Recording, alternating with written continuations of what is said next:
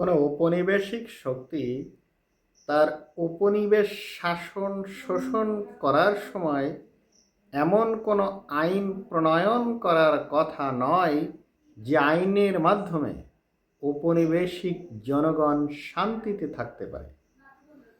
তাই ব্রিটিশ আইনটা এমনভাবে প্রণয়ন করা যে ওই আইনের স্পর্শে প্রতিটি সাধারণ জনগণ, যেমন একটা মাছ নদীতে চলার সময়, পুকুরে চলার সময়, বিলে চলার সময় কারেন্টের জালের সংস্পর্শে আসলে এমনভাবে জড়িয়ে যায় ওর থেকে আর সে বেরিয়ে আসতে পারে না, এবং হাত দিয়ে ছাড়াইতে গেলে হাত জড়িয়ে যায় জালে, পা দিয়ে ছাড়াইতে গেলে পা জড়িয়ে যায় জালে, এবং ওই থেকে সে আর বেরিয়ে আসতে পারে না।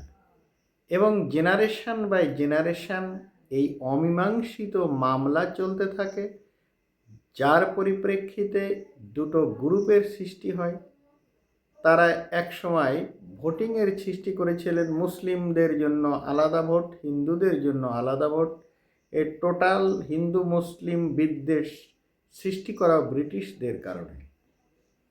অর্থাৎ চরম অশান্তি এই উপমহাদেশে আনয়নের একমাত্র প্রবক্তা হচ্ছে ব্রিটিশরা। যত দ্রুত সম্ভব তাদের আইন, তাদের শিক্ষা ব্যবস্থা পরিবর্তন করতে হবে, যদি এদেশের কোনো মানুষ আন্তরিকভাবে এদেশের শান্তি চান, ব্যক্তির স্বার্থে কাজ করতে না চান।